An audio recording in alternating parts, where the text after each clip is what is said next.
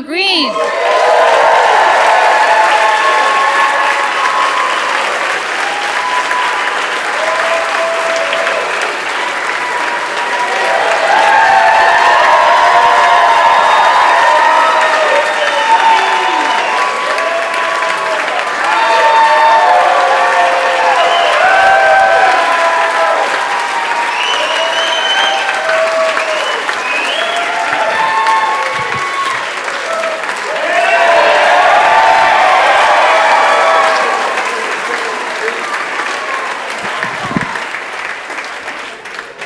This is what I look like now.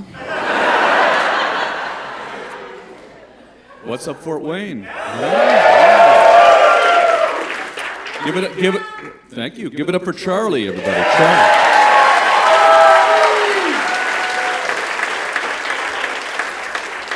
Charlie, we're doing this thing again that you love so much. Charlie's doing great. We're on tour right now. I'm traveling. I'm on tour right now. I'm on tour with my dog. Things are going good. Great to be here, hitting all the hot spots.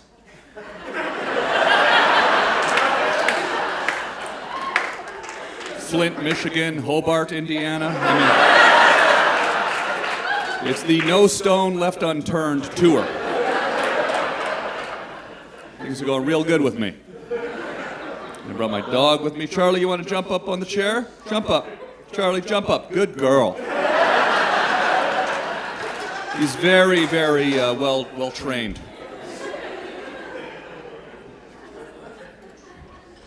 We've been working hard on this, huh? Yeah, jump up. Good girl. It's nice. No, we're traveling around. We're having a great time. It's a lot of fun doing stand-up. No, don't lick her. Fentanyl. I know where I am. No, I mean, you look like you party.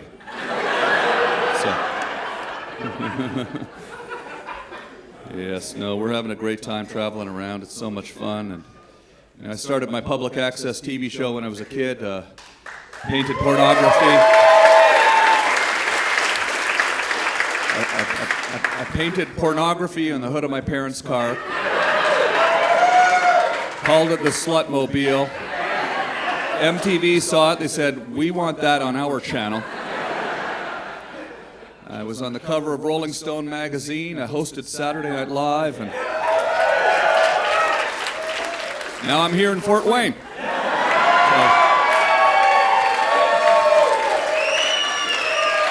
Things are going good.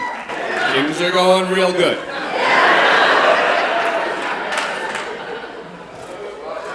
If you had told me the week that I was hosting Saturday Night Live that in 2024 I'd be doing this, I would have, well,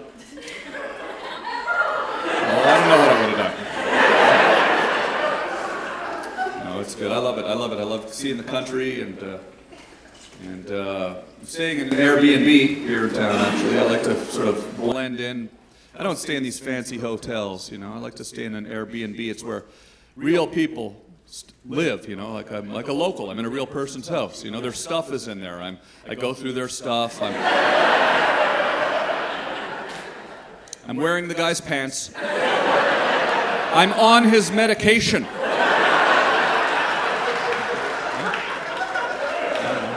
I don't even have gout.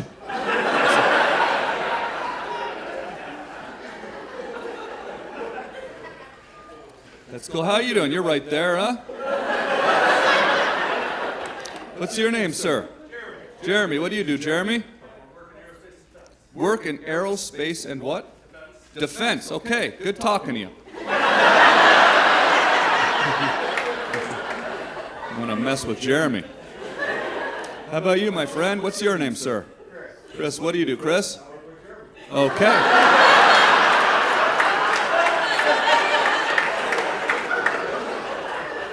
I think you're making that up, to be honest with you. No, so you're military then? Yes? The way you said no sounded like you said yep and nope at the same time. Right. Yep. Well, I'm from a military background myself. My dad was a captain in the Canadian Army. We've got an army.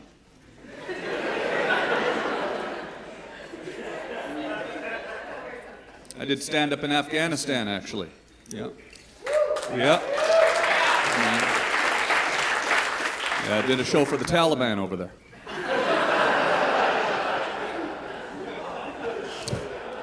I think this guy believed me. They don't bring in comedy acts. They got no sense of humor, those guys. No, this was for the troops. It was for the troops. I've been traveling all around the world. I'm having a great time. It's been really a lot of fun. Really a lot of fun. And you know, it's been an interesting ride for sure. Absolutely. I was in Los Angeles for 20 years. I just moved back to Canada, right near where I'm from. I got a farm, and I'm a farmer now. Yeah, farming radishes, actually. Wanted to start out with something easy.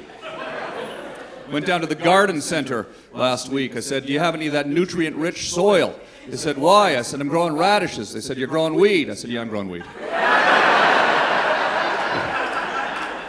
Can't get away with anything these days. But, yeah, no, I've been going all around the world. It's been fun. I've performed in every state in the United States. Every English-speaking country in the world I performed in, pretty much. You know. And other ones where they don't speak English. Those shows went over well. Did a show in Amsterdam. That's an interesting place. Amsterdam. Everyone in Amsterdam riding around on bikes high on drugs. It's like the Tour de France.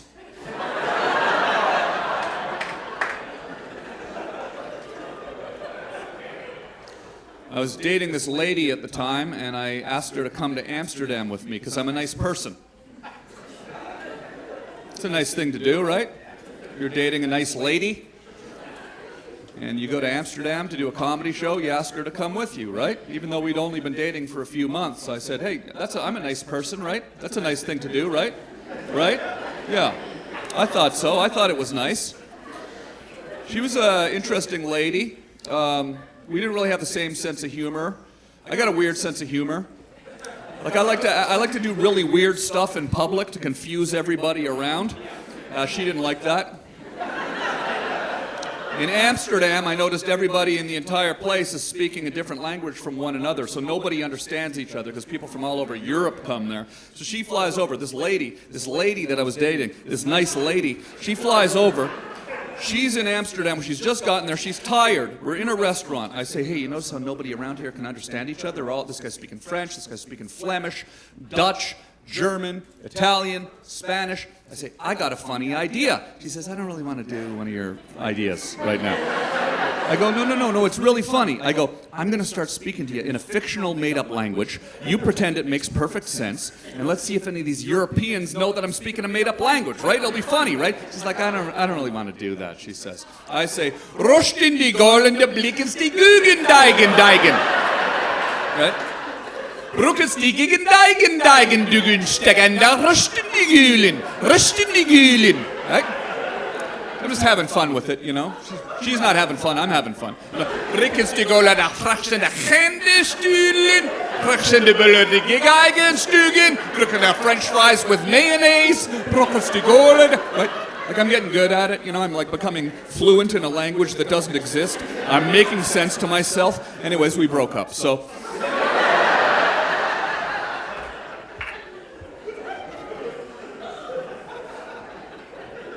It's fun, though. Remember the Tom Green show? Yeah. That's my show. My favorite show. Yeah. Yeah, that was on the show. That's right. That was part of the show. Yeah, it was interesting. You know, I humped a dead moose, and MTV said, we want that on our channel. Then I get to New York, I write a song called the Bum Bum Song. It goes to #1 on Total Request Live, knocks Britney Spears off the countdown. She's like, what the? Then Eminem does a parody of the Bum Bum Song, okay? It's his next single, though. It's not even a parody. It's just his next song. One of the biggest songs he ever put out. I just want to go on TV and let loose, but can't. But it's cool for Tom Green to hump a dead moose. My bum is on your lips. My bum is on your lips. Right? That's the Bum Bum Song. Huh? Then it goes on to become one of the biggest songs of all time. That's gonna That's gonna follow a guy. It'd be like if the Beatles sang about me, huh? Hey Jude, just wanna let loose, go on TV and hump a dead moose like Tom Green.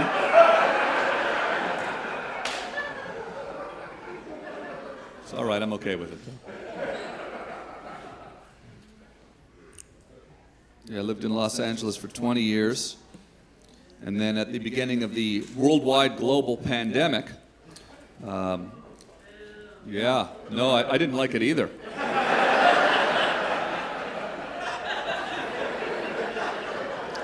I'd say, without getting political, it's okay to boo worldwide global pandemics.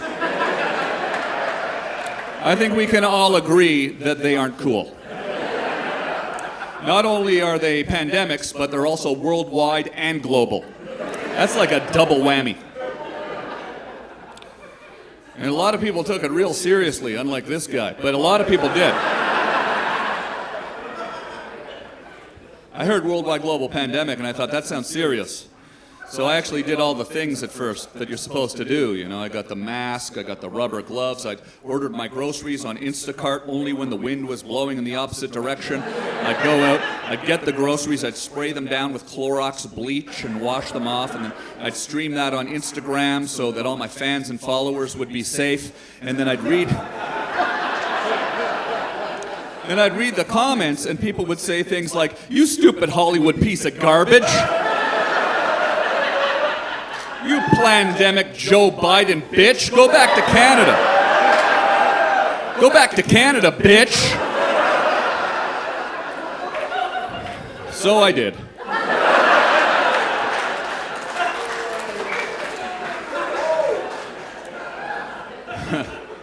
Went back to Canada, I got a mule and a donkey, and I'm farming radishes, and things are great. I got 6 chickens, Dolly, Shania, Patsy, June, Loretta, and Ann.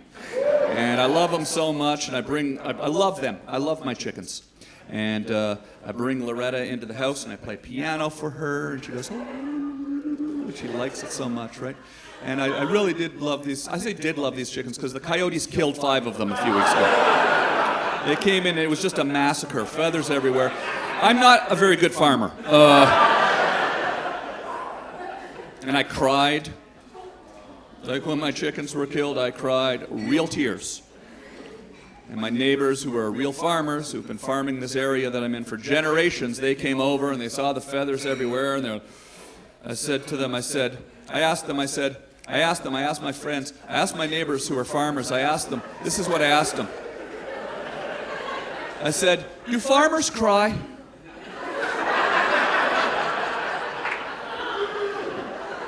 They said, "Not over their dead chickens."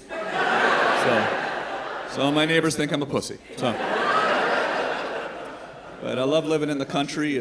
I love it in the country. I do. It's amazing. It's better than the city. It's definitely better than Los Angeles, that's for sure. Living in rural Canada is very much like living in rural Indiana. Driving here, it feels exactly like the way it feels when I'm driving to my farm. Just fields and tractors and livestock, and it's just a beautiful thing. And my neighbors are real salt-of-the-earth people, and I got real friends who do real stuff, and they got a real sense of humor. It's not this woke LA sense of humor. I mean, come on. This woke sense of humor. Oh my God, what's going on with the world today, huh? My neighbor will make a joke.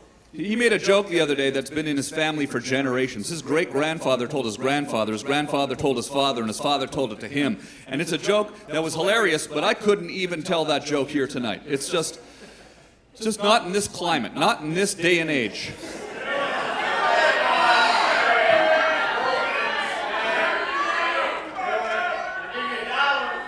Okay, I will then. I'll tell you. So I'm out there, I'm building a shed with my neighbor, okay? This is how I build a shed, by the way. He comes over, he says, "Oh, Tom, how you doing there, bud?" "Oh, I'm doing pretty good." "How you doing?" "Oh, I'm doing pretty good. Last night was something else." "Oh, yeah, what happened last night?" "Well, I came home from work, and the wife, she said, 'Give me 6 inches and make me bleed.' So I fucked her twice and punched her in the nose."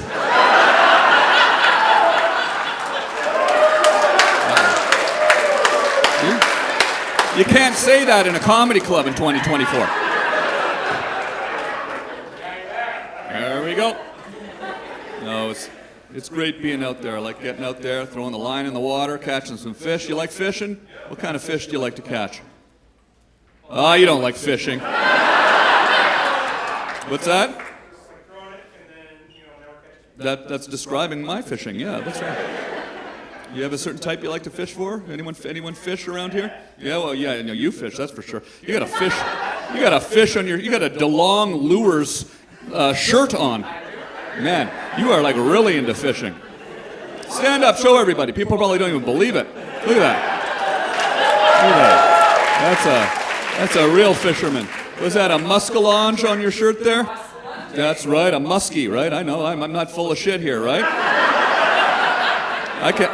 I can identify the fish on your shirt. Could have easily said northern pike, sort of a smaller relative of the muskellonge, but no, I saw the way the gill formation was on that, and knew exactly what we were talking about. You like to catch those muskie, do you? Yeah, I'm an angler, that's right. Let's not get into that kind of stuff, though. You're a catfish guy, are you? Yeah, it's fun yelling out fish.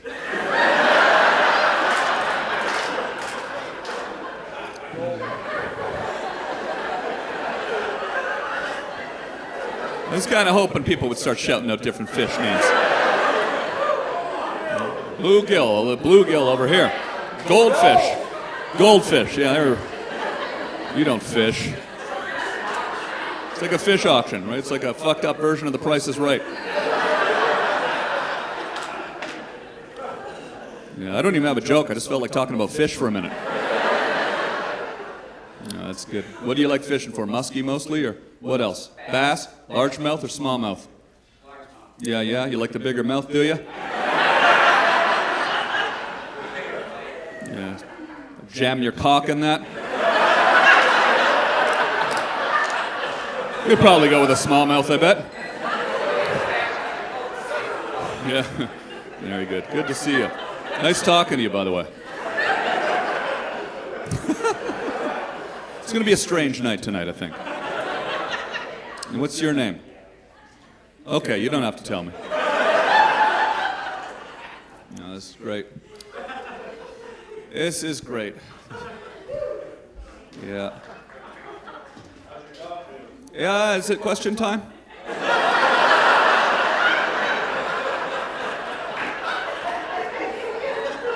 I'm not allowed to pause for effect. Miles Davis said it's the space between the notes. I guess you don't like jazz.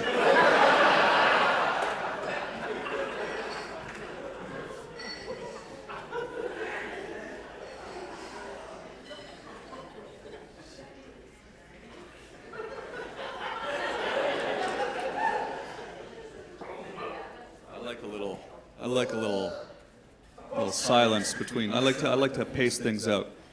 Listen to that. Just us all sit here and listen to each other breathe for a second. Right? It's a good feeling for sure. I am having a great time on this tour, though. I really am. It's been fun. I drove down here in my Ford F-150 there, bud. Oh yeah. Jumped in the truck with my dog and drove down to Detroit. Crossed the Canadian border to Detroit, did 5 shows in Detroit, then we went over to Flint, Michigan. Try the water there, man, real nice. And then over to Lansing, then over to Wyandotte. Like I said, we're hitting all the hot spots. We were in Columbus, we were in Cincinnati, Cleveland, and now we're here. And next is Lexington, then Louisville, and then Philadelphia. Who the hell booked this? Anyways, this is a...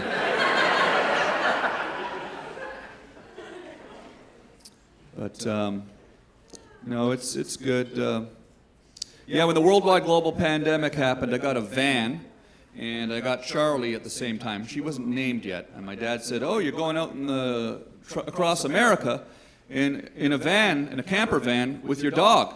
I said, yeah. He said, like Travels with Charlie. I said, what's that? He said, the John Steinbeck book, Travels with Charlie. I said, I don't read. He said, yeah, I know. That's what I'm telling you. So I named Charlie after Travels with Charlie, where in it, John Steinbeck in the 60s, he drove all around America and he wrote a book about it. Well, we drove around America and I made videos for my YouTube channel. Anyone see the videos for my YouTube channel? Oh, cool. Oh, yeah, like 14 of you. Great, that's good. That really worked out for me, didn't it? Paid off. No, some of you, it sounded like a few of you saw it, though. Out in the desert, Charlie and I went out to the deserts of Arizona and New Mexico and Nevada and looked at all these incredible Native American ruins and went camped in very remote places. The first trip we took, drove out of Los Angeles, out into Arizona, deep into Arizona, right up to the Mexican border, to this place called the Cabeza Prieta Wilderness Area, which is a section of the Barry F. Goldwater Air Force Base test range that they decommissioned. They used to test bombs there during World War II. Now it's a place you can go camping.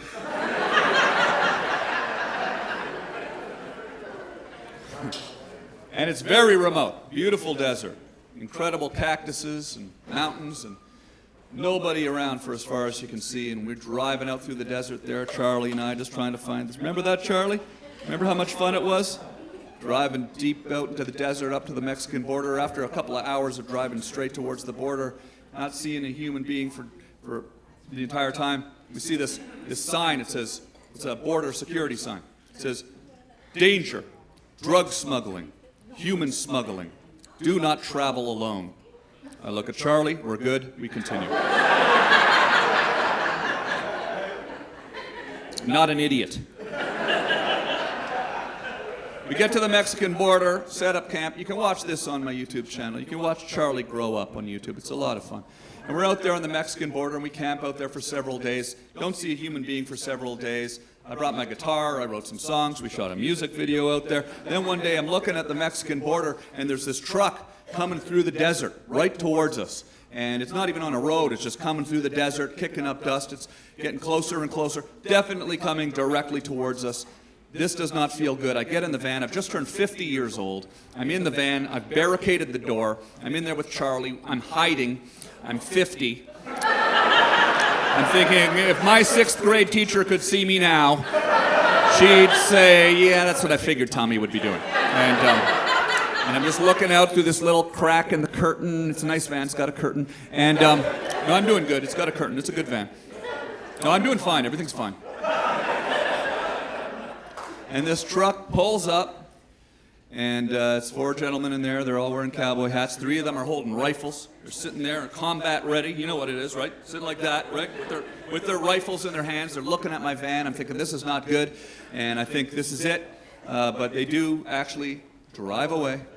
And I breathe a sigh of relief. And I wait until they disappear over the horizon. And then I start up the van, and I drive back to Los Angeles. And the next day I bought a .357 Magnum, a Smith & Wesson .357 Magnum 7-shot revolver. Got it at Guns Plus in Burbank.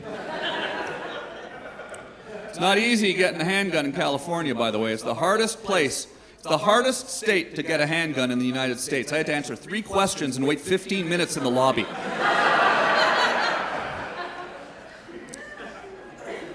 But I got my handgun, I got a holster, I got a shotgun, I got a cowboy hat, I got one of those leather jackets with the little fringes on it. Got that on Amazon, made in China. Then I got back in the van the next day and drove back to the Mexican border to the exact same spot and just waited. And it felt good. It felt real good, right?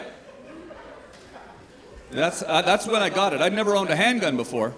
Growing up in Canada, people don't have handguns. In LA, I never got a handgun in 20 years. It took a worldwide global pandemic and a brush with the Mexican drug cartel for me to arm up. And I just loved it, man. I loved it, sir. Out there in the desert, the freedom. That's when I really realized why you Americans love your guns so much. The freedom. The freedom to defend myself from something that I wouldn't have to defend myself from if I didn't have the gun, because I wouldn't be there. But now I can go there. And that felt good. And then I just waited. And then nobody came. And then I realized I didn't know how the gun worked. So I went out to the desert, I started firing it into the ground. Boom, boom, boom, boom. And it was like a cannon just going off. Boom. And then I forgot how many shots I had left, and I didn't know how to tell because I don't know what I'm doing. Now I know. You just point it up and go do until it goes click, click, click, click. Then that means it's done, right? You just go like that until it's click, click, click, click. That's done. That's how I know. I didn't know. I'm like looking in it and stuff. Like streaming on Instagram, not really sure when I pull this thing back, it slips, boom, and goes off in my face, like, boom. It's all like, I didn't even pull the trigger, it was all Alec Baldwin and shit. Oh yeah, just like that. I've been watching that trial, by the way. Yeah, Alec Baldwin said he didn't pull the trigger. The FBI says it's impossible for a revolver to go off unless you pull the trigger. That's not true. You can pull that thing back, whatever that is. What's that called again, that thing? Yeah, we're in Indiana, that's right.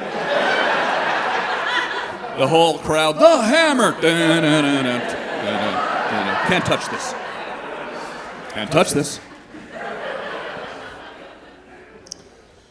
Yeah, no, I don't know if I'm cut out for it, man. I could have been killed, 5 minutes into my first time as a handgun owner, and I nearly blew my head off. So, oh no, it's such a shame, huh? I joined the club for a second, and then all of a sudden,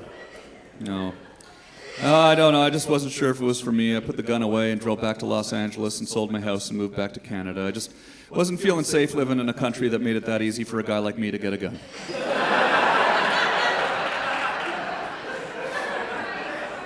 When I say chicken, you say sandwich. Chicken! We're back. Okay.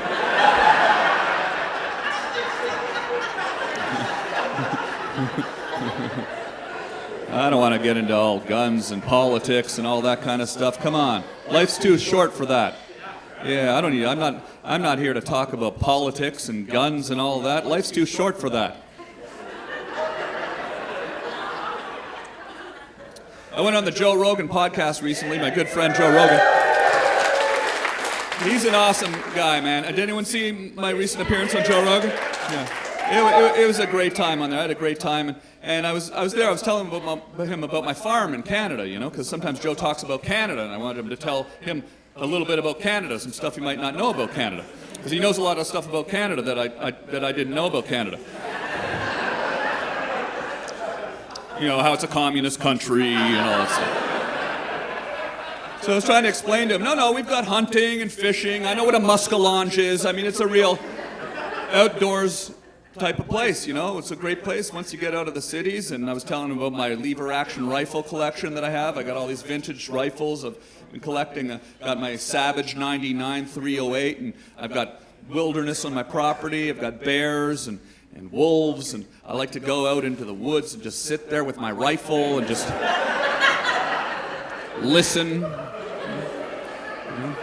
There's a lot of predatory animals on my property, It's like I left Los Angeles because I didn't want to get mugged, and then I go back to the country and I get eaten.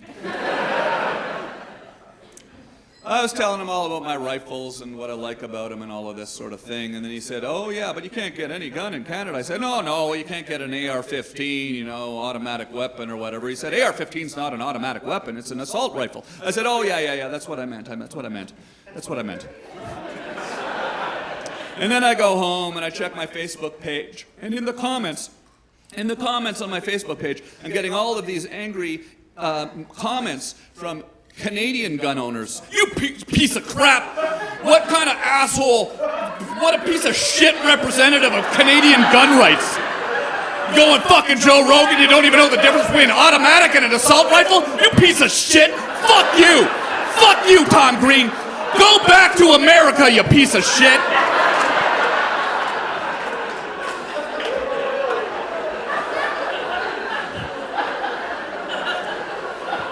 So I did.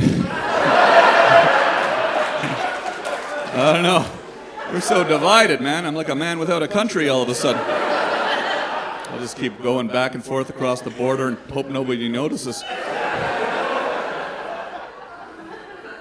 No, it's so divided now. That's what I want people to understand, because, it's just as divided in Canada as it is in the United States, just because we have a liberal prime minister now, Justin Trudeau, right? You've heard of him, right? Which is honestly a nice thing, that because in my entire life, nobody in America has ever known the name of one of our prime ministers, ever. And now they do, just because he's an asshole, right? So that's nice to be recognized, at least. I was telling Joe Rogan, no, Canada's cool. Like, there's people driving around in Ford F-150s with fuck Trudeau flags flying off of them. He's like, oh, okay, that sounds pretty cool. So it's just as divided there as it is here. It's the same thing, left, right, blah, blah, blah, blah. And nobody knows. It's all the internet. It's the internet that's doing it. That's the thing. It's the internet. It's these phones. We get these algorithms. You get up in the... It wasn't like this before phones. It was not as divided. Sure, there was disagreements. It was divided, but not like this. Not people arguing all day about politics. Because you get up in the morning now, you pick up your phone, it feeds you all this information. If you read a little bit too much of that information or watch a little too much of that video, then it'll give you more videos like that. Then you get more of those videos, more of that, and then you get more of that, and you get more and more of the same thing. And then that's all you get, and then that's what you believe. And then you believe that. And then you run into your buddy who you haven't seen since high school, but he's on a different algorithm, and all of a sudden you guys don't even know each other. And you start talking to him, now you're arguing with an old friend about politics and stuff that he read on his phone is different what you read on your phone. I remember I ran into a buddy of mine recently, and all of a sudden we're talking about the Tartarian Empire and how they built everything around here. And our history's being hidden from us, and it was until the mud floods that they found all of these buildings, and then then Admiral Larry Bird went to Antarctica and went over the ice well. He went over the ice wall, he's talking to the reptilian overlords from the planet Nibiru. And this guy didn't know about any of this stuff. Like, the guy's a fucking idiot. He doesn't even know the melting point of steel, this piece of shit. Fucking rock has he been living under? But it's divided, man, and it's the phones. I think we got to put these phones away. I'm tired of arguing about stuff. I'm not even going to vote anymore. I don't care. I'm out of it. I'm checking out. Nope, no opinion. I think that's the way to go. No opinion. I'll let everybody else figure it out. It doesn't matter. The world can live without my opinion. I don't need to weigh in on any of this stuff. So if next time at Thanksgiving dinner, when your uncle or your aunt start talking about something you disagree with, just look at them like you're a goldfish. Save you a whole heap of trouble. And the algorithm's weird. Just forget about politics. Just for anything. Like, first of all, you gotta don't leave your phone beside your bed, okay? Because then you wake up in the morning and the first thing you see is your phone. Because you reach over and you're addicted to your phone. We're all addicted to our phones. So you reach over and you grab your phone right away. Now you're scrolling through TikTok, and it's 7:30 in the morning, and you're scrolling through. You haven't even gotten coffee yet. And my algorithm's messed up. For the last 2.5 weeks, I've woken up every morning to Karens getting arrested and tased. It's a weird way to wake up, man. I mean, literally every morning. This morning, again, it was like, I'm not leaving. Yes, you are. No, I'm not. Yes, you are. Stop resisting. Stop resisting. What did I do? What did I do? I said, stop resisting. And then it loops, and I just watch it. All before coffee. I fucking love it. I love watching Karens get arrested and tased.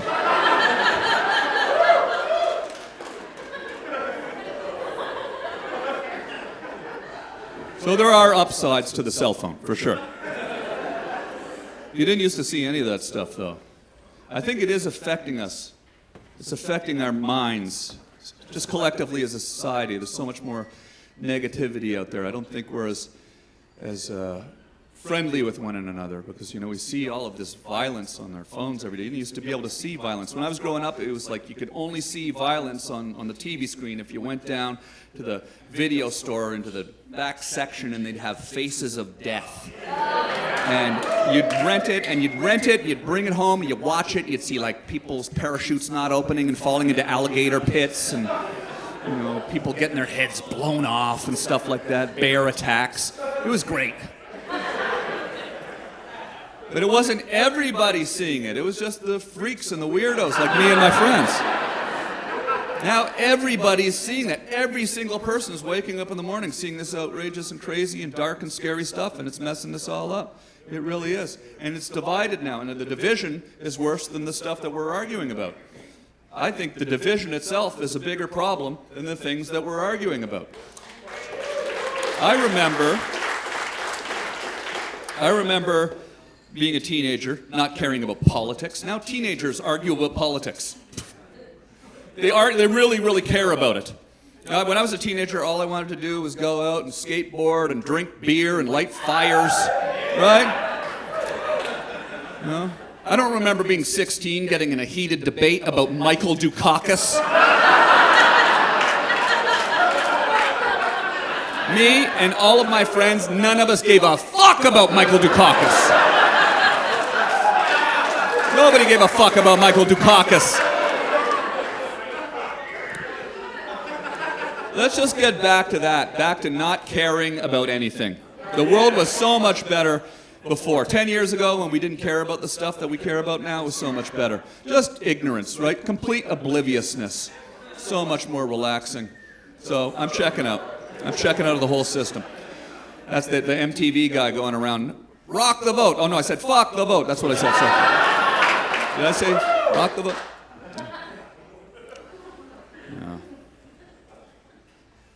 Yeah, people like spreading rumors too, based off of things they've read on their phone. And even if you get so much information on your phone, a lot of the times it's not true. But sometimes it's really sexy, the stuff you get, really interesting. You read something and it's like, whoa, that sounds crazy. Especially if it's about a celebrity. It's like some crazy thing about a celebrity. You don't know if it's true, but it sounds crazy. So you want to tell everybody before they read it, because you want to be the first person to tell them so that they think that you're really smart, right? And this has been happening since before the internet, though. Rumors have always been around. It's just way, way more now. But this is how I know it's a human thing. It's a human trait.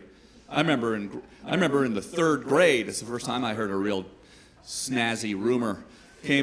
Oh yeah, it was a good one, man. I don't know, you probably heard this spread all over the world, even in Canada I heard this. I go into school in the third grade, the biggest rock musician in the world had just performed a concert in my hometown. I don't want to say his name, but Rod Stewart was performing in my hometown. All the kids were talking, hey, did you hear about what happened last night after the concert? Rod Stewart went to the hospital. They had to pump 18 liters of cum out of his stomach, man. Did you hear this? Did you hear that here? Yeah, you heard that in Indiana, right? I heard that in Canada. You heard it in Indiana. This was pre-internet. People just talk. Hey, I told 10 people. I didn't know who Rod Stewart was. I'm in the third grade. I didn't even know what cum was. But I'm telling everybody, man. Hey, you hear Rod Stewart, whoever that is? They had to pump 18 liters of cum out of his stomach, whatever that is. I don't know what that is, but it sure sounds like a lot of cum. Yeah, in case you're wondering, liters, that's like a few gallons, okay? Up in Canada, we measure rock stars' cum being pumped out of their stomach in liters. It's metric. We're metric up there. It's the metric system. That's how we measure the cum. In Canada. Still a lot of cum.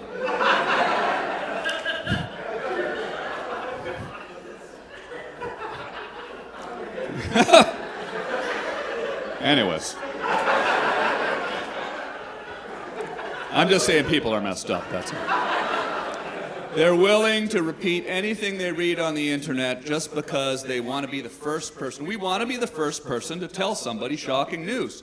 Right? I remember another rumor that happened back when I was a kid, just a few years after the Rod Stewart one, okay?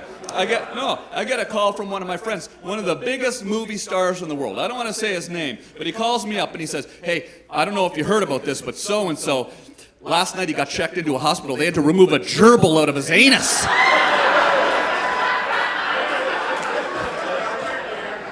Who was it? Who was it? Hey, you said it, not me, Richard. Yeah, Richard Gere, I guess, yeah. I'm not spreading the rumor on my comedy special. You did.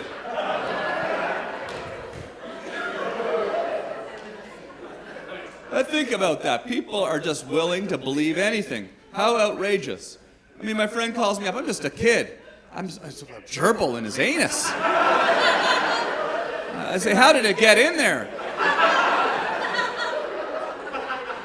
I didn't even understand the concept.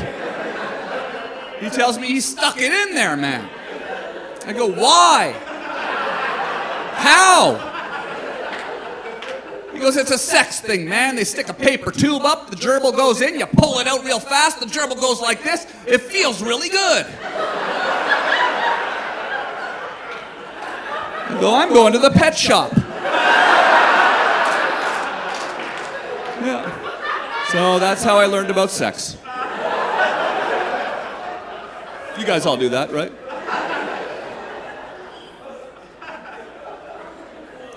People are willing to believe just about anything because they want to believe it, because it sounds crazy, so they want to believe it. He was the biggest movie star in the world. His career was just exploding. Everything was going great. And he hears this rumor. He's like, what, excuse me, what'd you say? Surely this rumor will die down. Right? Surely it won't spread from Canada to Indiana and still being household universal knowledge in 2024. Right? There's no way that could happen, he thought to himself. There's no way that could happen. I mean, people are willing to believe anything. He's the biggest movie star in the world in the 80s. People still believed it. No matter how outrageous the rumor, people just want to believe it. That'd be like today if The Rock got accused of having a groundhog up his ass. Okay? I'm adjusting for scale, of course, right? I'm not saying The Rock is a giant asshole, but it's got to be bigger than Richard Gere's.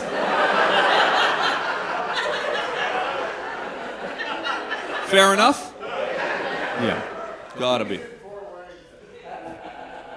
Yeah, I know that. I don't know what you said, but it's probably pretty funny what you said.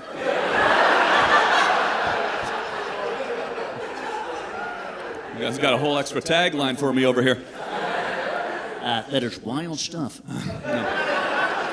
No, people believe anything, man. People believe anything. Did he? Did he? You think he did, huh? And Danny Masterson, he's not getting out till he's 70. The good news is they'll be able to bring back that 70s show.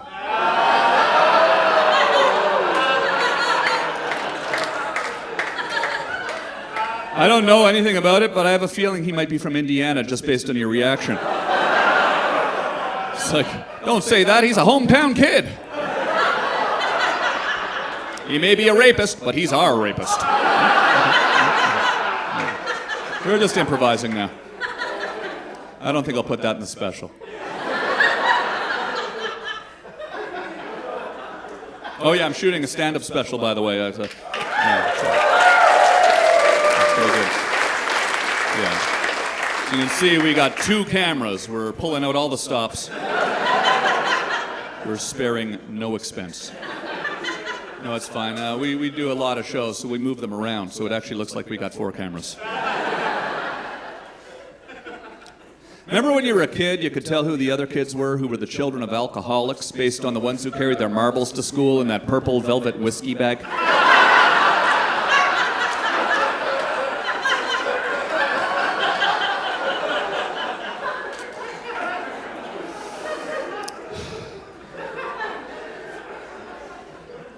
I went to the Container Store to buy a box. They said, would you like a bag for that? A bag for my box. Is it free? They said, yes. I said, give me the free bag, keep your overpriced box. I just want something to put something in.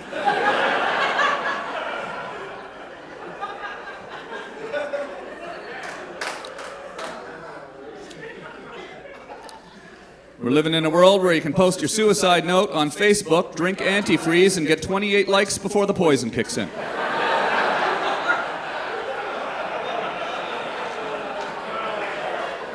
At least it's nice knowing you're making the right decision.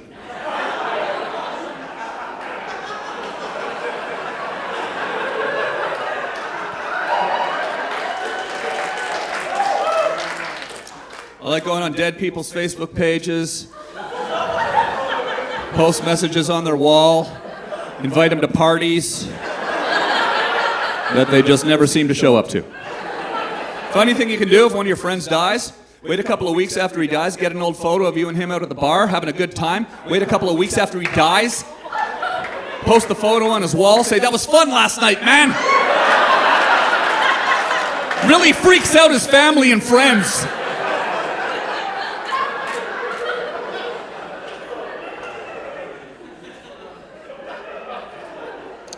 Thinking of getting a job in the funeral home business. That's a good business in a tough economy. Obviously a morbid occupation. The more people that die, the more money you make. Yeah, we had a good month.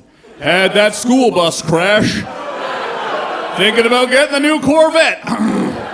Yeah, if they don't get that serial killer soon, I may retile the floors out at the lake.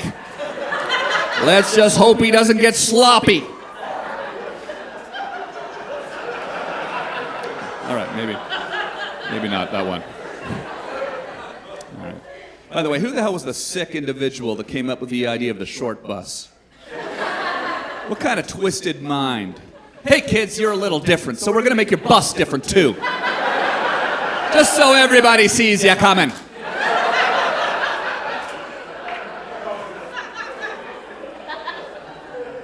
Don't be that guy that when you eat a banana, you rip a little piece off and eat it, rip a little piece off and eat it just because you don't want to look like you're eating a dick. Hey, it's 2024, man. Just shut it. Deep throat. Deep throat. Come on. Loosen up a bit.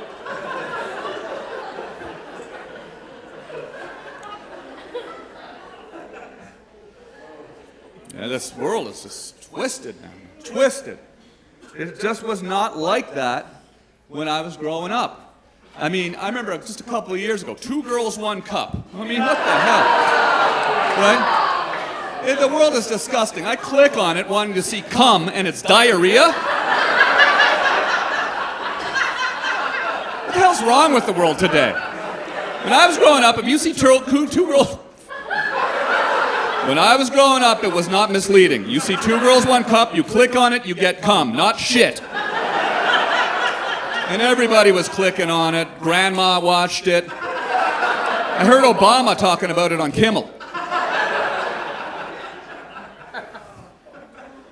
Anyways, you all watched it, I could tell by your reaction. What a world, man. Oh my God, somebody just puked. That hasn't happened since Freddy Got Fingered. Oh yeah. Oh yeah. Daddy, would you like some sausage?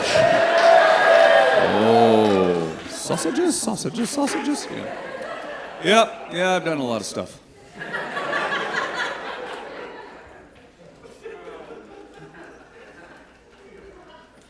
I remember when I first went to Los Angeles, I got invited to the Playboy Mansion. The show was a big hit. It was the #1 show on MTV. Remember that? Remember that? There was like a few months there where things were going really good for me.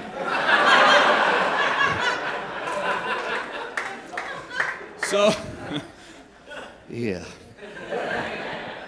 I got invited to the Playboy Mansion.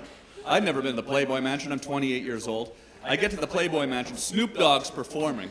He sees me, the show's a hit, he recognizes me, my song's playing, the Bum Bum song's playing everywhere. Eminem was rapping about me humping a dead moose on the radio. Snoop sees me, he says, "Come over here." I come over, I'm going, "Oh, this is amazing." I was a rapper in Canada when I was a teenager, by the way. I don't know if you know that about me, but I was a rapper in Canada when I was a teenager, eh? Yeah, so I walked right up to Snoop Dogg, I said, "Hi, I'm Tom, I was a rapper from Canada when I was a teenager," I said. Hoping that I would impress him, I want to impress him because he's one of my heroes. And he was just rolling a blunt and he wasn't really listening or whatever, but he rolled a blunt, right? And I didn't smoke weed at the time, right? If you can believe that. People don't believe that. No, it's true. People don't believe that. They all say, "Oh, you must have been smoking a lot of weed when you made the Tom Green show." No, I was just an idiot, okay? So, this is my first experience with really getting high, backstage at the Playboy Mansion with Snoop. And he hands me the strongest blunt, and I'm just, whoa, everything is spinning, and then the music starts playing, and Snoop walks right out on stage, and I'm like, I'm a rapper, so I follow him. I follow him out on stage. I'm a rapper from Canada, eh? I'm a rapper from Canada, eh? So I'm walking out there. One of his homies hands me a microphone. Now I'm holding a microphone. I'm on the stage at the Playboy Mansion with Snoop. I'm high. Everything is spinning. Snoop looks at me, sees the mic in my hand, and he's just kind of... I think he just wanted to hear some of my funky, fresh Canadian flows. Because he just stopped rapping, and I took that as, okay, let's go, right? So I was like, pass the OJ, because I got juice. I lay more chicks than Mother Goose. I just want to go on TV and let loose, but I can't because I humped a dead moose, right? Right? And Snoop, his mouth just dropped. Like he was like, huh? And I must have impressed him so much.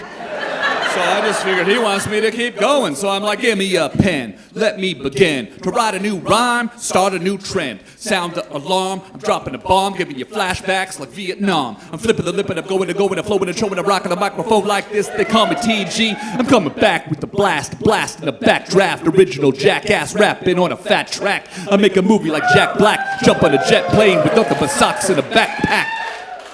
And the music stopped.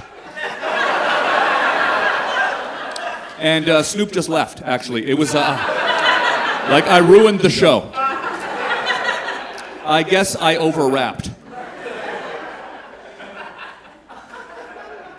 Welcome to Hollywood, eh? Oh, yeah, bud. Oh, yeah. No, but I lived in Los Angeles for another 20 years, and I'd run into Snoop at least once a year, because we run in the same circles. I'd always say, hey, sorry about that time I overwrapped, eh? He'd roll up a blunt, a shizzle, and we just have a little puff. All was forgotten. Yeah, I don't even know if he remembered. The weed. How you doing, man? What's your name, sir? You right there. You, yeah, you. Patrick, what do you do, Patrick? CNC machinist. CNC Music Factory? Everybody dance now. That's cool, man. I didn't know they had machinists. Great group, though. How about you? What's your name, miss? Caitlin. What do you do, Caitlin? An IT manager. That's pretty cool. You manage it. I don't want to know what it is, but it's got to be pretty crazy if you're speaking in code like that. How about you? What's your name? Maggie. What do you do, Maggie? You're a writer? What are you writing these days? You're going to pull it right out of your bag, huh? I can't read it all right now, but I mean, that's your book right there? It's for me? Okay. Yeah, okay, well, thank you very much. Yeah. Wow. All right. Thank you, Maggie. What do you mean? What's that mean? What's that mean? You don't want me to read it? Oh, it's a horse. I love whores. Oh, a horse. I thought you said... I thought it was a whore on the front. Okay. The Tale of an Average Joe. No, it's about my penis. I'm exaggerating. Thank you so much. Okay, cool, yeah. It is very nice. There's all sorts that has gone into it. And it's called... No, I need picture books. Yeah. It's all colors and everything, colored and everything. It does help the attention span, yeah. Thinking is cool. Using your brain is snazzy. Humans, aren't they something? I do like that, actually. It's not funny, but I like it. Let's see. That's cool. I like it, yeah. Very cool. It is funny, actually. Maybe not in this context, but... It's not stand-up comedy, right? I do like it, though. It's very creative, and I really do like this. Is it? Okay, cool. So you're going to sue me, then.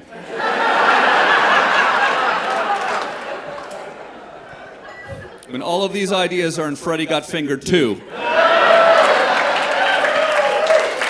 I mean, that looks like it should be.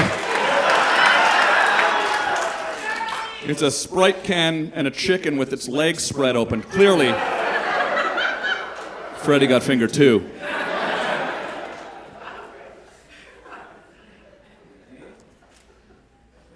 Black Santa.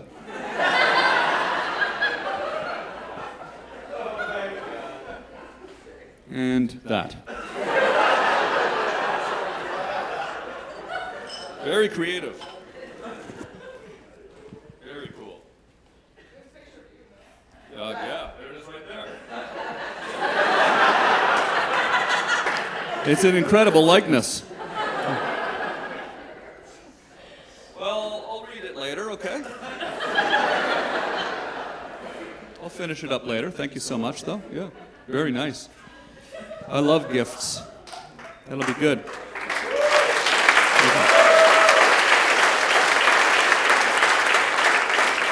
I'll post some photos from that on my Instagram, because it looks like the kind of thing that my followers would enjoy. It really does. I like it. Very creative. Very creative. No, this is good. Thank you. Yeah, absolutely. Yeah. No, I'm just stealing all that shit.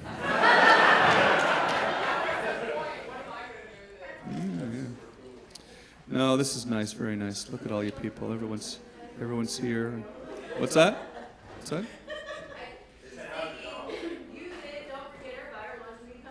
Okay, yeah. So you're talking now too. What are you, your manager? She's like negotiating for you. Charlie. Hello, Charlie. How are you doing? Thank you. Charlie, you're a good girl. Hey, Charlie. Charlie, look. Hi, Charlie. Oh, hello. Hello. How are you? We're doing good. We're learning about how to do stand-up comedy, right? You're a good girl. You're a good girl. Mm-hmm. Okay, sit. Good girl. Yes. It's like a low-budget Ringling Brothers.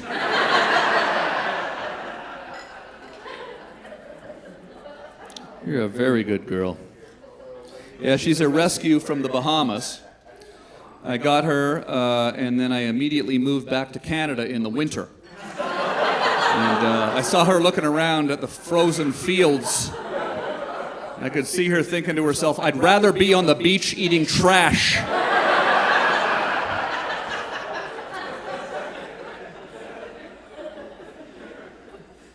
But she's my child. I don't have any kids. I'd like to have kids. I think I might have kids someday. I'm 53 years old. Maybe I'll have kids. I think I'm going to wait till I'm 60 to have kids. Yeah. Just so I'll know them when they're nice, and then I'll die.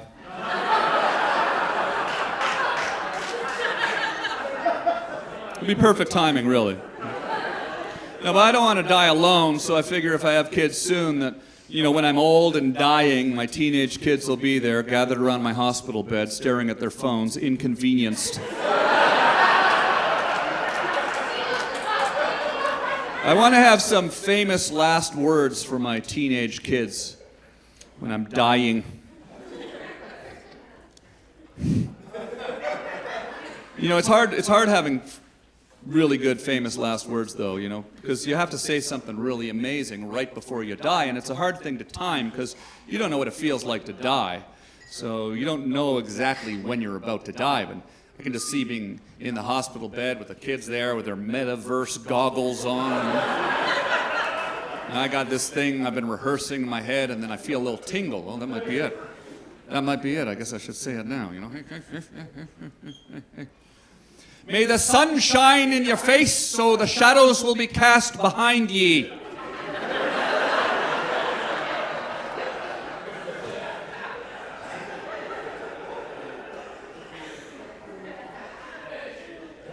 And you don't die. You're like, I guess I'll just wait. I don't have anything else planned.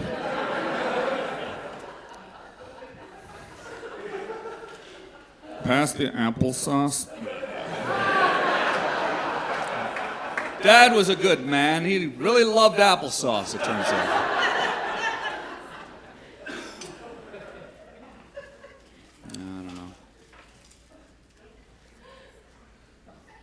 Big responsibility having a kid. People with kids, they always come up to me. They say, Tom, you got to have a kid. Best thing I ever did. Yeah, of course you're going to say that about your irreversible decision.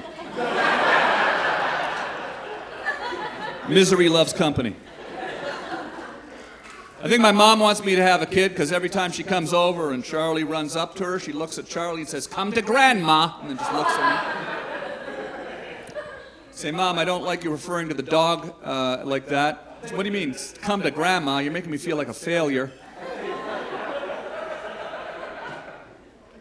My mom does bring up the idea of me having kids, but she does it without bringing it up over and over again because she knows it'll become less effective, right? So, you know, the other day she was at the house. I come downstairs, she's spitting in an envelope. I go, what are you doing? Oh, I'm sending our DNA into Ancestry.com so we can get our family tree and know our lineage. We'll know all about your great-great-grandparents, your great-grandparents, your grandparents, us, and then it'll stop right at you.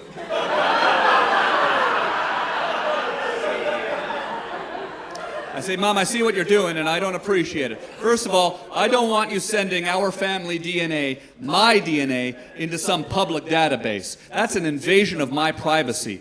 She says, what do you care? I say, I murdered someone in high school and got away with it. Mom rips up the envelope. You know, she's totally got my back.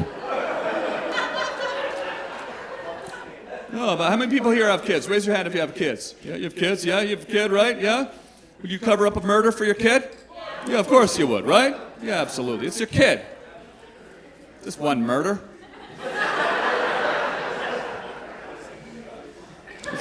You'd still love your kid if they murdered, right? Depends. Really? Okay.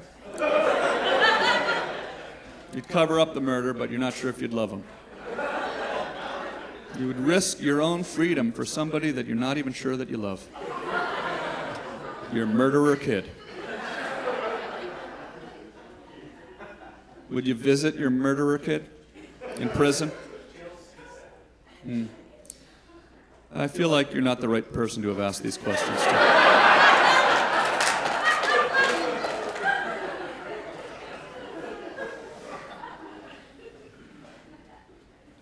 Anyways.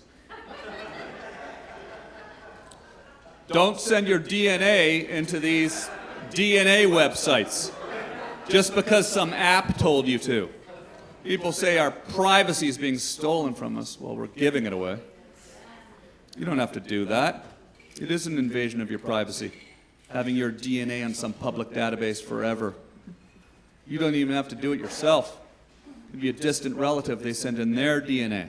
Their DNA is connected to your DNA. Let's say someday you do have to murder somebody, and you get away with it. Now you got to spend the rest of your life wearing hairnets and rubber gloves just because Aunt Maggie needed to know she was 3% pachenga?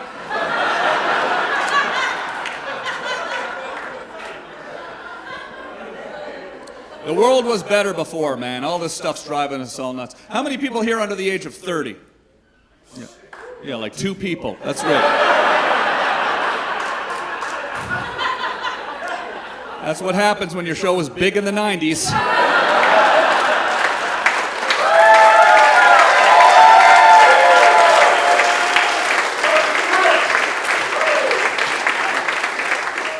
You go on the road, every night's like a Smash Mouth reunion gig.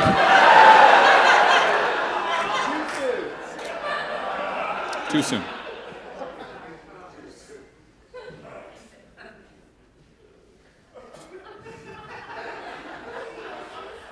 You're under 30? You're under 30? How old are you? 24 years old, a young whippersnapper. Probably got your first cell phone when you were 12 years old. Yep, see, it's a magic show too. I'm basically David Copperfield. Mentalism. 12 years old, you got your first cell phone. I got my first cell phone when I was 28 years old.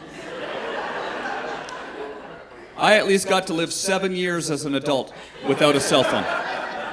Every human being who lived their entire life on the face of this planet, up until about 20 years ago, lived their entire life without a cell phone. You'll never live a single day as an adult without a cell phone. You never will need to know anything. You don't need to know anything because you can Google it. You grew up in a world where you realized that you did not need to know or remember anything ever. Right? You Google it. Someone asks you, what year was The Wizard of Oz made? You Google it. You don't need to know that, right? How many Great Lakes are there? You Google it. You don't need to know that, right? How many continents are there? Yes, you're right, but you don't need to know. You still don't need to know. Oh, you give me hope for the youth of today. Yeah, that's good. I didn't even fucking know that.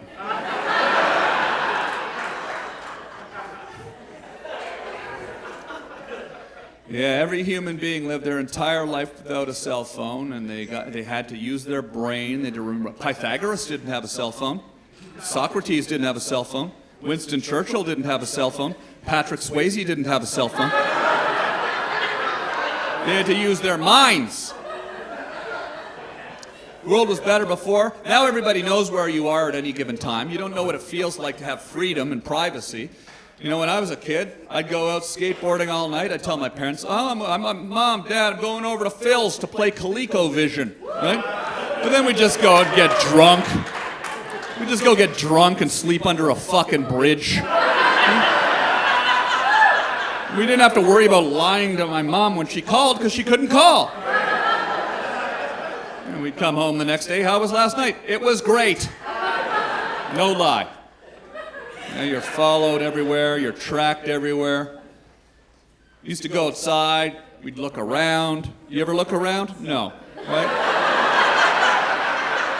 Why look around when everything's right here in the palm of your hand? You ever wait for the bus? What do you do when you wait for the bus? You go through your TikTok, right? You go through your phone while you're waiting for the bus, right? When we used to wait for the bus, we didn't have that, so we'd look at the ground. You ever look at the ground? No, you don't look at the ground. You've never looked at the ground. Think about that. That's the planet. You've never looked at the thing that you live on. It's a pretty important thing to know. We used to look at the ground. We all did. Pythagoras did. Patrick Swayze did. He knew what was on the ground. There's little rocks on the ground. You ever pick up a little rock off the ground while you're waiting for the bus? Don't lie to me. Don't lie to me. Too busy looking at your TikTok, TikTok, TikTok, TikTok. Meanwhile, your life is going TikTok, TikTok, TikTok, TikTok. We would pick up little rock off the ground. Remember after the rain? Huh? Remember after the rain? When you pick a little rock off the ground and the water had washed all the dust off and it was shiny and glistening? They all know. They know what I'm talking about. You don't know. Yeah. And you'd take it home and you'd put it in a cardboard box, and the next day you'd find another one, and every time you found a nice rock, you'd put it in a cardboard box. They all know. You don't know. You don't know how the world works. And then the box would get soggy, right? Right? They all know. You've never had a soggy box of rocks. You don't know how the world works, man. Everybody from Pythagoras to Patrick Swayze had a soggy box of rocks. Everybody from Winston Churchill to P. Diddy had a soggy box of rocks. For P. Diddy, I'm talking about something else. But regardless, no. You don't know how the world works, right? And then you'd get older and you'd go off to college and you'd get an STD, and then you come home, you throw out your box of rocks, and then you'd be riddled with guilt. The rest of your life, man, I shouldn't have thrown out that rock collection. We've all been through this. Every single one of us.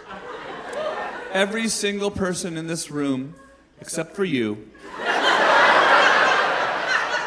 knows exactly what I'm talking about. We've all had a soggy box of rocks.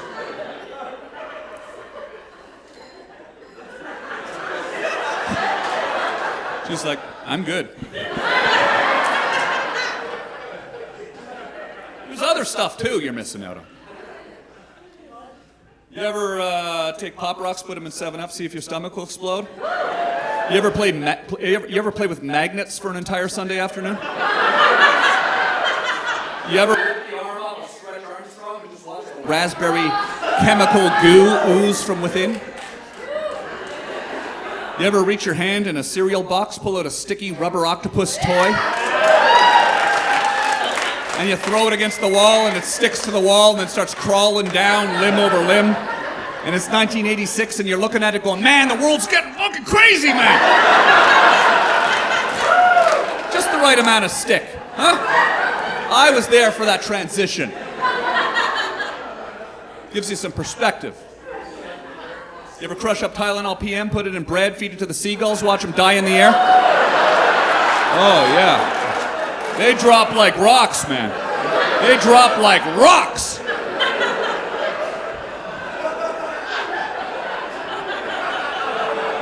I never did that, actually. This guy knows what I'm talking about.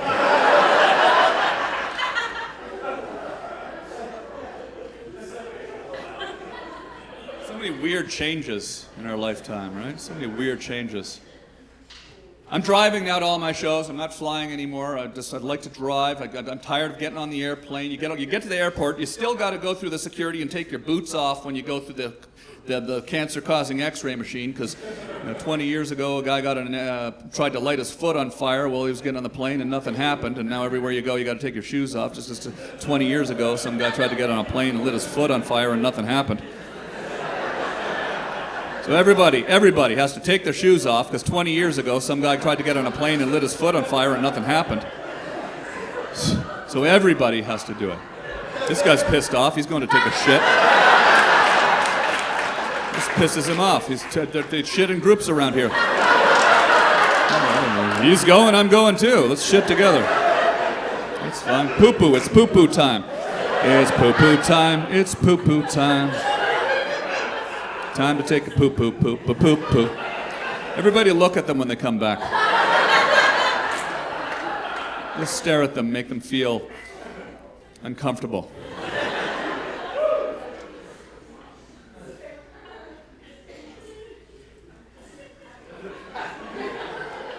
It's so ridiculous, though, that you have to take your shoes off to go through security. And then you get on the plane and they say, please turn your cell phone off, it could cause the plane to crash. You go through all the security and then they let everyone on board with a potentially lethal device. And they just leave it up to the honor system. And then the plane takes off and then it lands and everybody claps like they're amazed that it actually worked. And they're clapping for the pilot because he completed his minimum job requirement.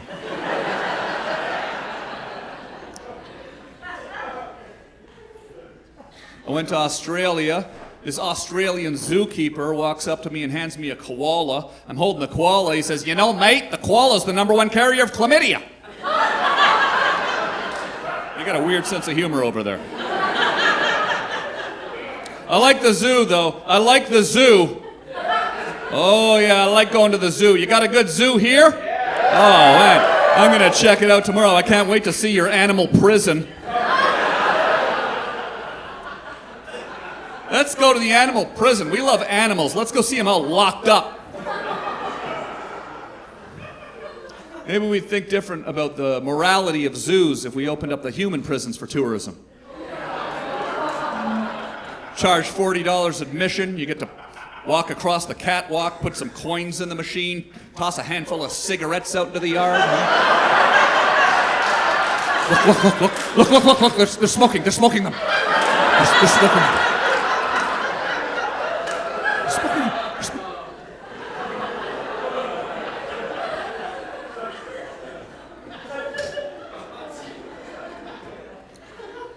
Oh boy. Let's see.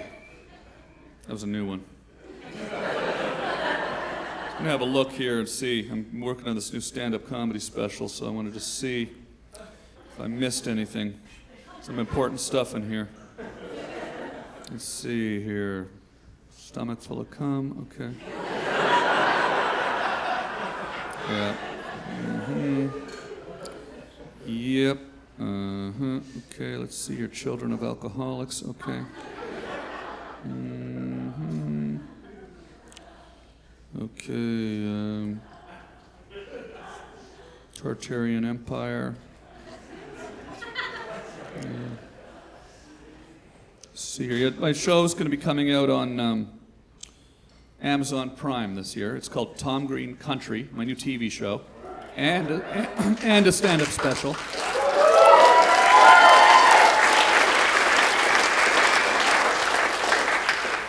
and a documentary about the history of the Tom Green Show. So, all coming out on Amazon Prime.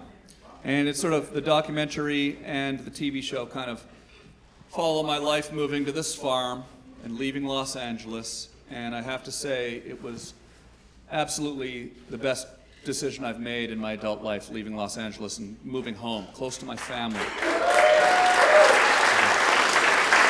I feel so much. You know, I had a good time in Los Angeles for 20 years. It was a lot of fun. I did have a nice time there. It was cool. You know, Los Angeles is not all it's cracked up to be. People think that it's this real fancy and amazing place, but it's really just like Columbus with palm trees.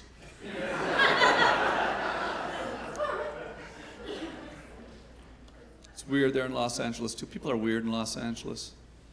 Too many people that are finding themselves instantly rich. Like they got lucky and got instantly wealthy. Billionaires. And when you see these billionaires, they don't know what to do with themselves. You know, like they invested in a .com in 1992 for something. You know, they got billions of dollars. They got nothing to do. So then they go and they buy some sports car, some snow plow, some submarine. You know your odds of dying in a preventable vehicular accident go up by 10,000% the second you have too much money? Because you go buy some vehicle you're not qualified to drive. Some sports car, some snow plow, some submarine.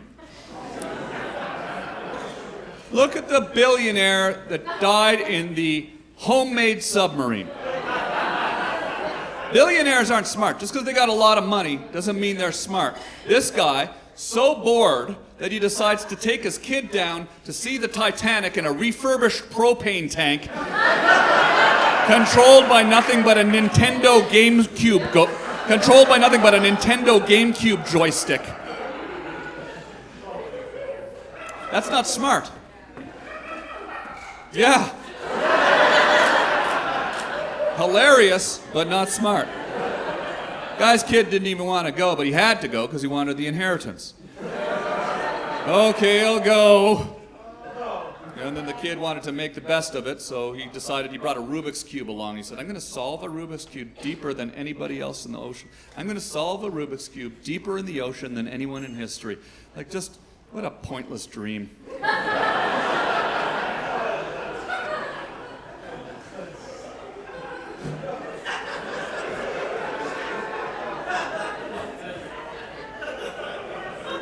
The sad thing is we don't know if he solved it. But they did find it at the bottom completely solved.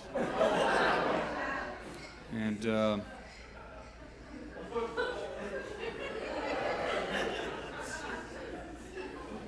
I'm trying to figure this one out on stage. I don't know really know what that has to do with it. Oh well, we'll work on it.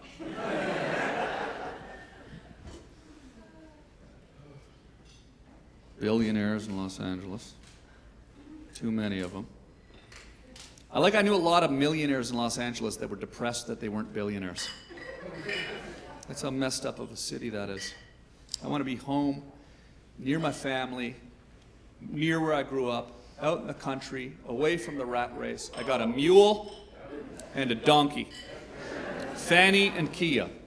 A mule is not a donkey. A mule is half horse, half donkey. Not everyone knows that. Human beings make mules by taking horses. They take a horse and they take a donkey and they make them breed and it makes a mule. It's a hybrid animal. It's a sick, twisted idea, taking two completely different species, making them have sex to create this new Frankenpet. And I wanted one of those. So I got a mule in June. Her name's Fanny. And mules are incredibly smart. And they're so smart that people think they're stubborn. They're actually incredibly smart. And they have a real knack for self-preservation. And she knows that I don't know what I'm doing.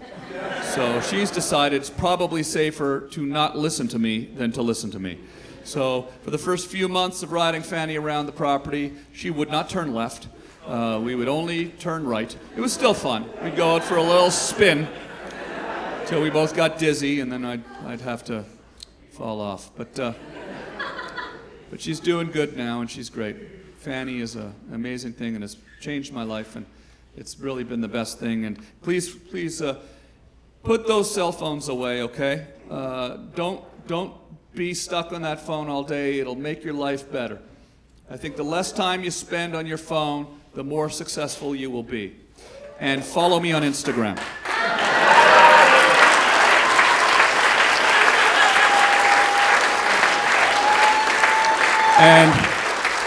And follow me on YouTube. And check out my farm. Lots of video there with Fanny and I spinning around. And please leave a comment. I read all the comments. And if you were here tonight, leave a comment and say, "Saw you in Indiana," and I will like your comment, and I'll follow you. Okay? Please do.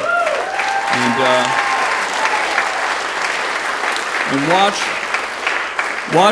the videos. You can watch Charlie growing up in the desert, and you can see all sorts of videos out. And we went to Chaco Canyon, which is this incredible Native American ruins, and I filmed these short films out there. And it's really kind of a epic journey that we went on, wasn't it, Charlie? An epic journey that we documented for everybody. You guys remember the movie Road Trip?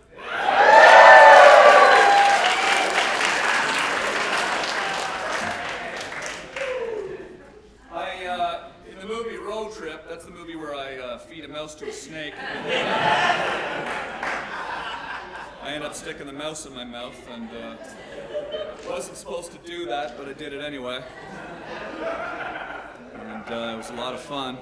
And then the director of that movie, Todd Phillips, the director of that movie, he said to me, Todd Phillips went on to direct the Hangover movies and the Joker movies. And can you hear the guitar? Can we turn the guitar and the microphone up just a little bit, please? Just a little bit. Just a little bit. Turn it up a little bit. Is this sibilance? Is this thing on? Let's turn up everything a little bit. Turn up the guitar and the microphone. Just a bit, yeah. Turn up the microphone a little bit. There we go. And turn down the guitar just a little bit. Turn down the guitar. Turn up the microphone. That's good, like that. That's good. Turn up the microphone a little bit. Turn up the microphone just a little bit. And there we go. And we'll leave it just like that. There we go. Hello, everybody.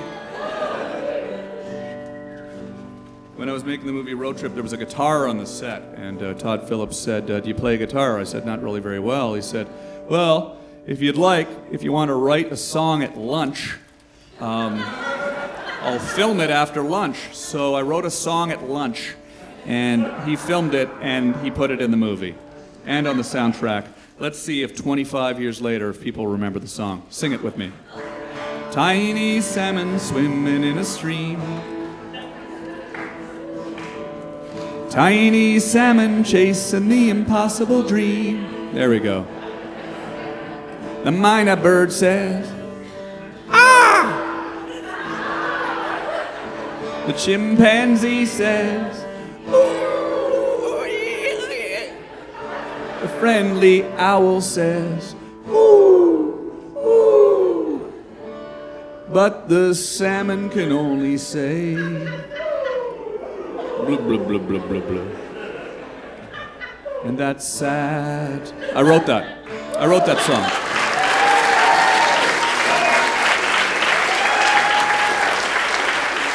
Thank you.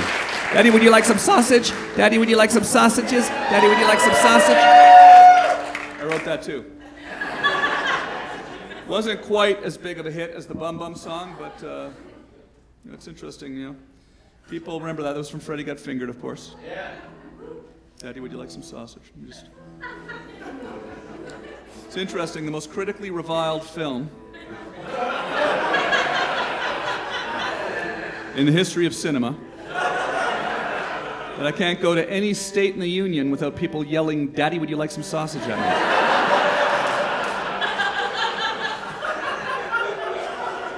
Couldn't have been that bad. I'm actually thinking of writing a musical for Freddy Got Fingered and taking it on Broadway. Gonna call it "Daddy, would you like some sausage?" and take it on Broadway. I think that would work, right? It's about a young man with a dream. Sounds very Broadway. A young man, he wants to be an animator like Charles Schultz. The beaver was yelling at the other beaver. So, you're a stupid beaver. You're a stupid beaver. I can see that on Broadway, right? I'm the backwards man, the backwards man, the backwards man, the backwards man. I can walk backwards fast as you can. I can walk backwards fast as you can. I'm the backwards man, the backwards man. I wrote that. You can put the cheese in your bum. You can put the cheese in your bum. Right? I can see that on Broadway. Right?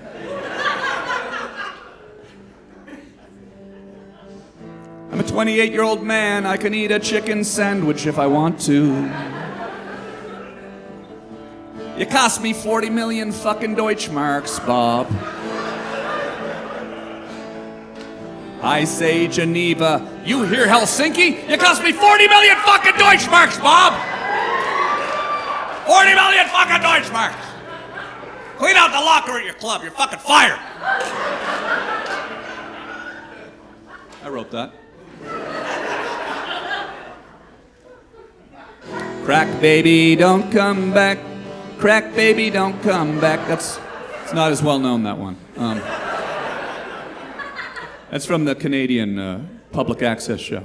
The only way you would know Crack Baby Don't Come Back is if you went down a really deep rabbit hole on the internet.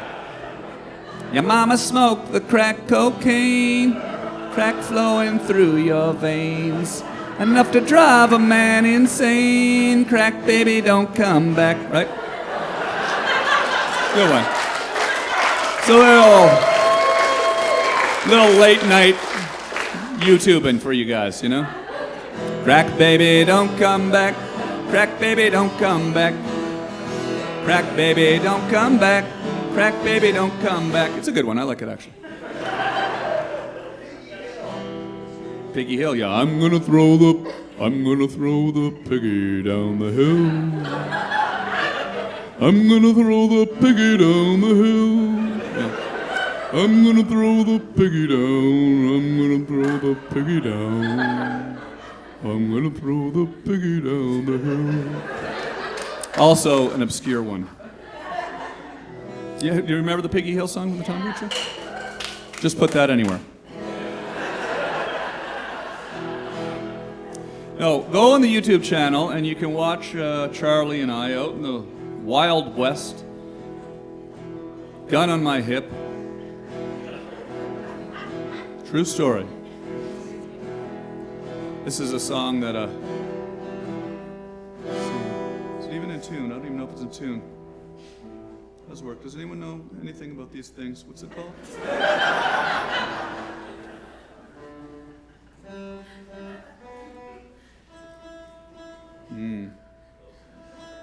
That one there, somebody knows. Somebody knows something. There we go. Who's the new guy? There you go. There we go. Charlie and I wrote this song in the desert. There's a video for it, actually in the Cabeza Prieta Wilderness area. And this is, I would say everybody should get a van. Rent a van. If you can ever get a van, get your hands on a van, borrow a van, steal a van. Just drive out into the American desert and just make videos and put them on your YouTube channel. Out on the road, out on the highway, you can leave your troubles in the rear view.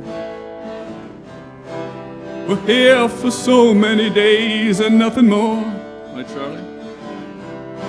Right now could be our last chance to explore. Don't look back, saying, man, I should have done more. 'Cause right now is the right time. Somebody said, ride like the wind. When I don't know, I don't pretend. But what I love, I will defend until the end. And right now is the right time. It's been fun, right, Indiana? Great to be here in Fort Wayne. I'm gonna go to my hotel and throw a chair off my balcony. We don't know what tomorrow brings. We don't know much of anything. All I know is we can laugh and we can sing, and everything will be alright. And right now is the right time. Right now is the right time, yeah. And right now is the right time. It's the right time. Right now is the right time. Right, Charlie? We had fun out there in the desert. This is the theme song to my new show on Amazon Prime. Heading home to the country, to a place I've always been. Goodbye, California, and all them things I've seen. Going back to Canada to live my American dream. On 100 acres where the grass is always green. Got me a mule named Fanny, and she's a funny gal. Knows all your secrets, but she will never tell. Can't live forever, so tonight let's give 'em hell, let's give 'em hell. I'll never tell. I'll never tell in the morning about last night we were rolling in the hay. Hey, hey, hey. I'll never tell in the morning about last night when I told you it's okay. Gonna be okay. Spend the night with me. Won't you spend the night with me? This has been a lot of fun tonight. I've really enjoyed this. And thank you all for listening to my little songs. Heading home to the country, to a place I've always been.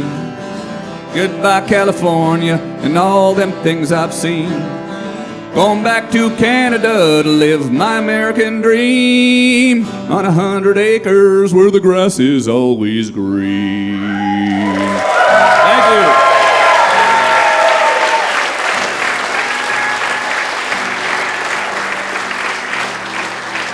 I've been making these little songs. I started writing them in the van. And this one is about, we're about to have a good summer, right? Yes. I wrote this one at the end of last summer, right after we took the hay out of the fields. 580 square bales off the property. 580, 60-pound square bales. My neck still hurts. And that's food for probably about 2 years for Fanny and Kia. So anyone want to buy a bale of hay? How's the summer already over when it only just began? The leaves are changing, a cold wind blowing, and I will never understand. It seems like yesterday we were so in love. So why did today come so fast? Now you're the only one I'm thinking of. So please give me one more chance. One more chance to hold your hand on one last warm August night. One more chance, just give me one more chance. I promise you this time I'll make it right. I'll make it right.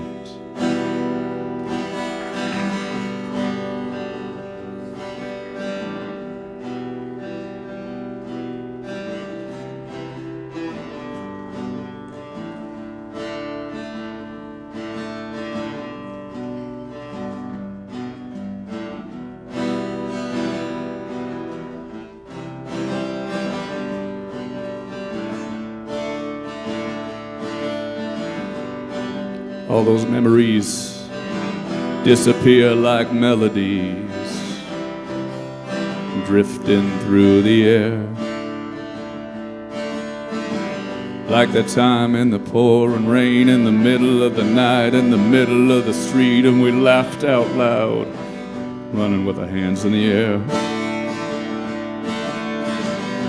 It seems like yesterday we were so in love. So why did today come so fast? Now you're the only one I'm thinking of. So please give me one more chance. All right. This one's about moving home. If you're not from Indiana, go home.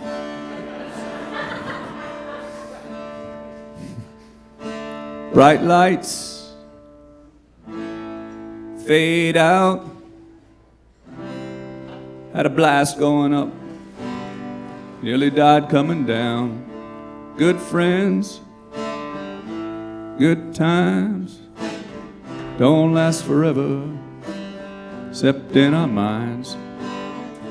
Someday I will return, flipped everything upside down just to watch it burn. And you know me from back in the day. Ain't it funny how everything can change? And I went down to that old covered bridge and jumped into the river, how we used to do. Got swept away, never seen you since. Guess I lived my life how I was supposed to do. And you know me from back in the day. Ain't it funny how everything can change? And you know me from back in the day. Ain't it funny how everything can change? 500 miles to New Mexico, 500 more, I'm coming home. Took a pit stop down in Old Chaco, pay my respect to the Navajo. And yeah, that's me coming down the old gravel driveway. I can already smell Mom's apple pie. And I know it's been a long time since I went away. Now that you ask, I can't remember why. Bright lights. All right. Something like that.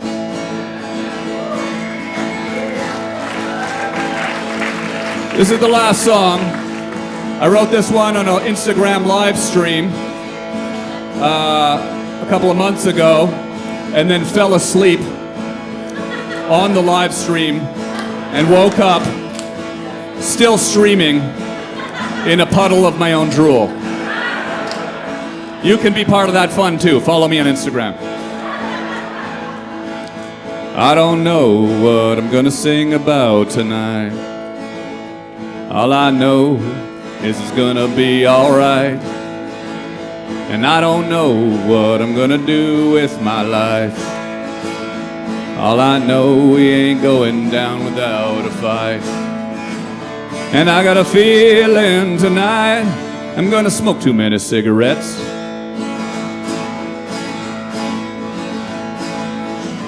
And I got a feeling this whiskey will be healing what makes me sad. But don't feel bad, just stay awake till the morning light. Bill Hicks said it's just a ride. This one and only life, it's just a ride. It's just a ride. So let's get her done tonight. Let's get her done tonight. Let's get her done tonight. Let's get her done tonight. Thank you, Fort Wayne. Good night, everybody.